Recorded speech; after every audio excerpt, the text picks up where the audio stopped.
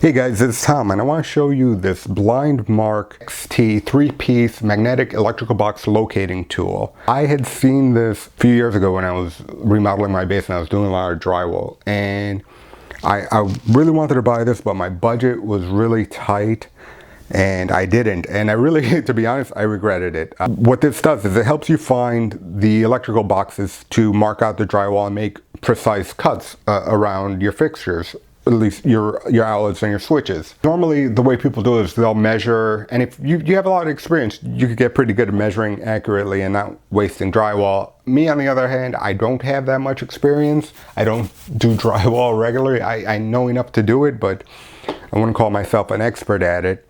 I wound up putting some lipstick around the edge of the electrical box, just like around the rim here, and then pressing the drywall up against it and then using that as a guide, and that didn't really work for me. So I wish I would have had this back then. I did get this through the Home Depot Seeds program for free in exchange for a review, but I wanted to do the video for my channel and for my website because I love this and I really wish I had this when I was doing drywall.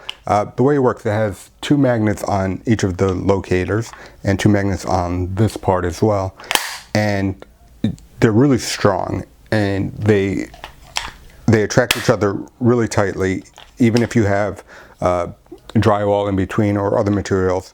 And the polarity on each of these magnets is different, so that it'll only go one way. If you try to put it the other way, it's going to repel and it will lock on to the one, but you'll know it's not right because it's swinging freely. It's only tight like this if it's aligned properly. And these you'll put in the electrical boxes. The old version you had to actually screw in, just like you would screw in the receptacle or the light switch. These have these springs here, and these squeeze in and out as well to adjust for different boxes. But this is a plastic blue old work box, and it just slides into the grooves above the screw holes. And you could actually, if you needed to secure it for whatever reason, you could put a screw in there to clamp onto that. And just to have a look at what this looks like. Oops, you saw it moved away because I didn't have it right. So it doesn't cover the entire box, but it gets you to where you can mark it, and then once you put your cutout tool in, you'll be able to work around it and get it properly cut out. And that's the blue plastic one. Over here I have a 1-gang low voltage. I'm using a lot of these for my structured wiring project where I'm running low voltage wires, Cat 5 for Ethernet, and phone cable, as well as the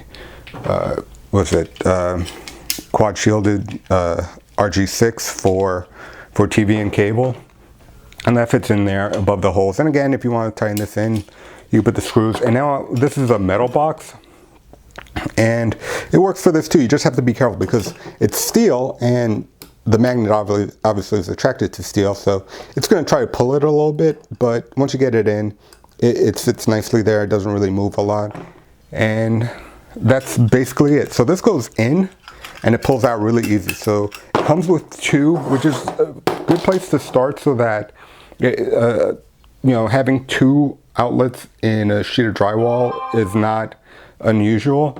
You may, in some situations, may want more, but you could also, I'm pretty sure you could get more of these. So let's try it out and see how well it works. Take this blue one, I'm just propping it up a little bit here. I'm gonna put this, just snap it in there, and I'm gonna take some 1/2 inch drywall and place it on top of this, and grab the locator. So what you would do is then you just kind of move this around, and you notice it just grabs it, but notice it's spinning around here, so we didn't quite catch it correctly. So just spin it around until it catches. Then you take a pencil and mark that out. Just make sure you have it like in the optimal location here. and mark it out, and then you take a jab saw and you'll hit the box, and then you just move a little bit to the side and you could work around that. Let's try it with something else. This is 1/2-inch MDO plywood. Put that up there, and again, it's important to make sure the magnet side is down. That way you'll get the strongest